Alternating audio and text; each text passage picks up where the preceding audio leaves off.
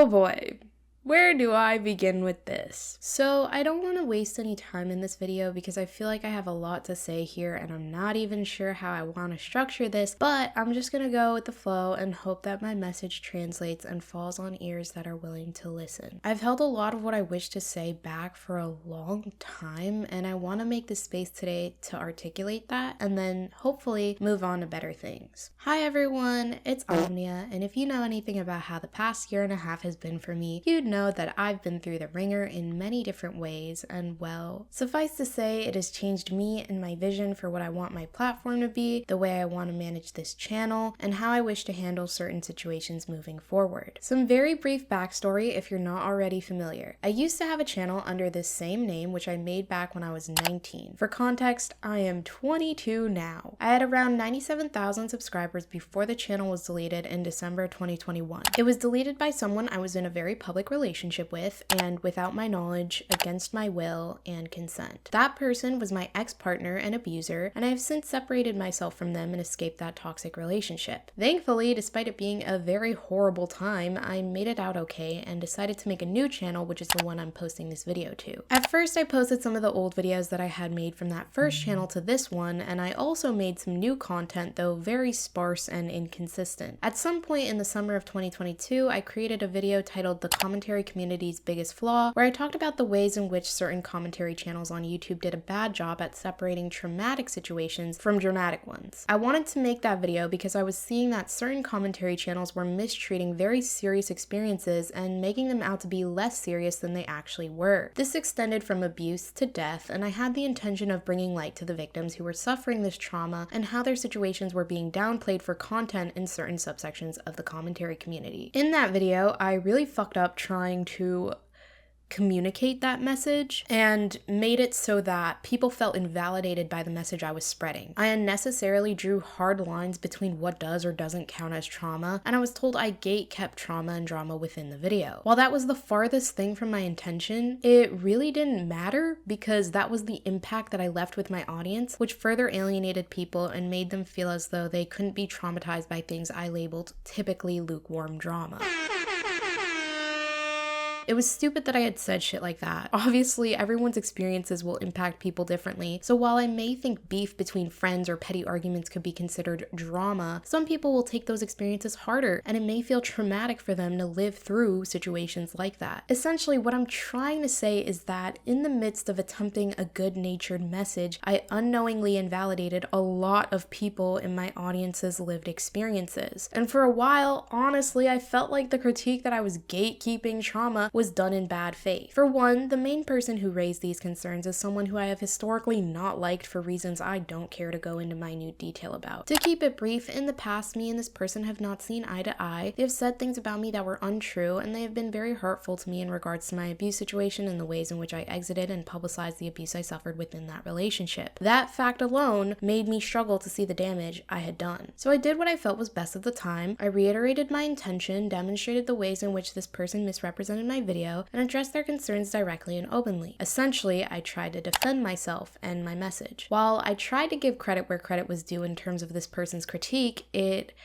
truly wasn't enough. I wasn't being receptive in the way I tried to lead on, and when that video did poorly, I unlisted it. Then I made an apology video where I simply apologized for the way I miscommunicated my message, but I wasn't specific and I wasn't clear about what exactly it was that I was sorry for. A few people in the community accepted that apology and applauded me for being willing to take the criticism I was dealt on the nose, while others felt like the video was inauthentic and a cop-out. Since that entire debacle, I pretty much decided to fade into the background of my own platform. When I reflect back on that time and how I felt, I can only describe my feelings as being incredibly overwhelmed. I think the thing that made it the hardest to really own up to the mistake I made was the fact that people began to conflate my experiences of abuse with my inability to communicate my intentions properly. It was one thing for me to be well-intentioned and communicate that intention horribly, or for me to try and validate victims and actually end up invalidating many instead. And it was an entirely other thing for me to experience abuse. And when members of my audience began to mix the two together, I was on automatic fuck fuck you mode. I really don't know how else to communicate it. I think it makes it that much harder for someone to authentically reach the realization that they truly messed up and alienated their audience if you validate your upset by saying that they deserve to be hurt by their abuser, or that they must have done something to warrant their own abuse. How do you expect anyone to take kindly to criticism that is shrouded under statements that validates their unjust treatment? It felt impossible to truly feel like anyone was criticizing me with the intention of helping me. It honestly just felt vicious. So I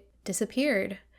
I disappeared for a long time. Then reappeared in 2023 with a video titled A Wild Omnia Appears, where I decided to make a video about something unrelated to anything people were upset at me for. It was just about personal life things I wanted to share with an audience that liked me for me. It had been 8 months at that point since my fuck up and subsequent apology video. I thought that people had moved on or maybe forgotten. Obviously, that wasn't the case, and I didn't really know what I was expecting. I just wanted to make different content. I wanted to keep it moving. I then unlisted the apology video, and well, honestly, the rest is kinda history. This past summer, I made a series about my last relationship explaining just some of the experiences I had to endure at the hands of my abuser, the way they impacted me and the trajectory of my life, clarifying lies and untruths they've told, and a bunch of other things. To be honest, that series was the most challenging thing I have ever made, and something that demonstrates my patience and strength in times that I shouldn't have had any. I'm proud of the series, but I've made some recent decisions regarding it. I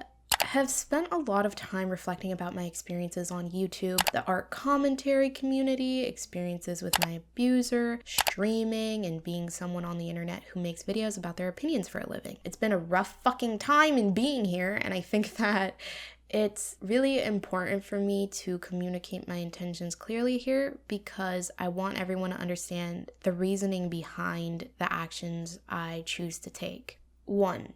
I'm going to be unlisting all the videos on my abuser. Don't worry, if you still want access to them, the videos will still be publicly available via the playlist on my channel. If you ever want to watch those videos, just click on my channel, click on the playlist tab, and the playlist with all the videos will be right there. The reason behind this action is because this is my channel. This is not my abuser's channel, and I've decided I don't need to say his name or platform him if I don't want to. So I won't. Those videos were created to dispel lies and untruths that were told by them, and I still want those videos to exist publicly. However, I don't want it to be a part of my brand. My abuse is not my brand. My abuser is not my brand. It never was, and it never will be. Of course, I feel like it's important for me to be open about my abuse. I feel like it's important to be open about my survivor status. I think it's empowering to stand up against that sort of thing. But I don't want it to be how people see me. I'm much more than that. I've always been much more than that. So instead of it being one of the first couple videos that people see when they click on my channel, I've decided to relegate those videos to the playlist I've created for them. I hope that makes sense. I'm not hiding from the things I've stated in those videos. I just want to reclaim my channel as my own and not one that exists to defend myself from my abuser. 2. I truthfully understand what I did wrong with the video I made titled The Commentary Community's Biggest Flaw. I'm sorry it took me so fucking long to get here. I want to be better at that, but I hope you can understand the context of the time and why it felt so hard for me to take everything on the nose automatically. That's no excuse, but an explanation. I'm sorry I invalidated so many members of my audience by talking about things that I considered typically dramatic or traumatic. That was such an unnecessary bit. There isn't one monolithic human experience. Different things will affect different people differently. Duh. I can't say bullying is dramatic across the board when that is a traumatic experience for so many others. It was a very bad way at trying to get at the message I was trying to communicate. A true NPC take, I would say. Truly, that section was entirely unnecessary. The video could have done without it and been better for it. I hate that I hurt so many people with that bit, and I wish I could take it back, but knowing that I can't, I figure the next best thing is to take accountability for the shitty shit that I said. I'm sorry. I want to think more critically about the ways I decide to relay a message, because if that message doesn't land, it can lead you to communicate a message that is opposite of what you intend to say. And that's definitely something I had to learn the hard way. I apologize for the hurt that's caused. I'm sorry for sounding like an asshole. That was not okay. 3. My intention moving forward with this channel is making videos about whatever the fuck I want and having so much fun doing it. I remember when I first made my channel back in 2020, I had so much fucking fun talking about random ass shit. Z-Fix's art, Yandere Simulator, just stupid fucking shit I found on the internet. Just that good-natured fun shit.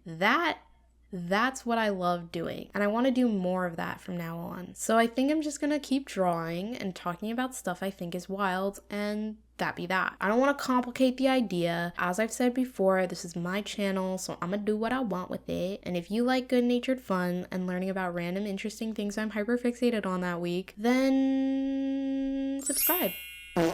I made this video ultimately so I could come clean about the past year or two and what motivated the actions I took then. Honestly, the main reason being, I want to move on. I want to look forward. I'm very tired of looking back and feeling like a mistake I made is something I cannot possibly correct or move past. Feeling like a miscommunication I didn't realize would be so harmful should be the end of everything for me. I do want to own up to the harm I created, but I also want to be able to grow from that. And that's what this video is about. I don't take the unsubscriptions personally. I think it's a good thing for people to demonstrate the behaviors they will or will not stand behind. And I think it's good to help me reflect on the ways I hurt others and the impacts I've left. I'm sorry if you lost your trust in me. I really am. And I intend to be better at communicating the messages I want to communicate more thoughtfully. I think that's it on that. If you have any questions about something I've said in this video or forgot to mention, I welcome that in the comments section. Take care, and until next time,